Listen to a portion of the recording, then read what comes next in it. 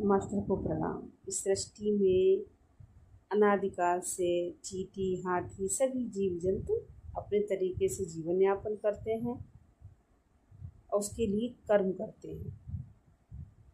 जीव जंतुओं के पास मन बुद्धि तो है मगर विवेक नहीं है। यदि विवेक है तो सृष्टि के संपूर्ण जीवों में मात्र मानव के पास है। मानव अपने अनंत जन्मों के संस्कार के लिए पहले पशु मानव के रूप में जन्म लेता है। समर्थ सदगुरु का सानिध्य पाने पर नियमित कर्म और ध्यान करने के बाद मानव बनता है और लगातार ध्यान पूर्वक सकारात्मक कर्म करने और ध्यान करने से दिव्य मानव बनता है।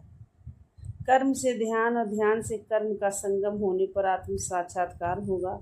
स्वयं को जानना होगा, ईश्वर से मिलन होगा।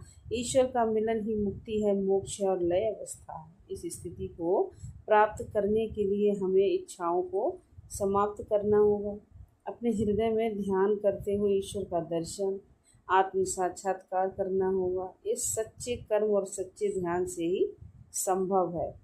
केवल ध्यान कर्मों के द्वारा ही मनुष्य अपनी आंतरिक स्थितियों को सक्रिय बना सकता है, जो आंतरिक स्थिति को और सुदृढ़ सशक्त बना देती है।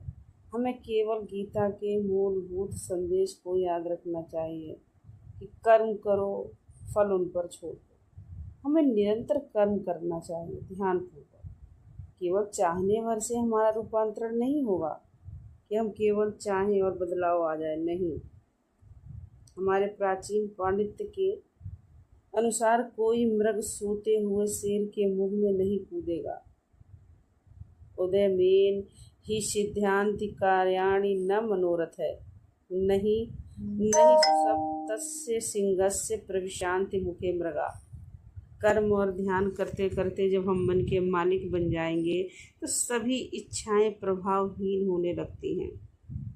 हमारी उन्नति बहुत तेजी से होने लगती है। ईश्वर को, सद्गुरु को हमारी उन सभी ज़रूरतों का भली भांति ज्ञान है जो हमें उच्चतम सीमा तक ले जाएंगी। जिस वेग से ईश्वर प्रत्युत्तर देते हैं वह हमारे हृदय की तृष्णा से कहीं अधिक होता है, जिसके फलस्वरूप हृदय उनके असीम प्रेम में पिघलने लगता है। यही प्रेम हमें अधिक कर्म, अधिक ध्यान करने से विशिष्ट बनाता है।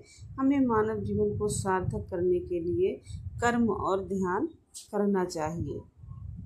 धन्यवाद।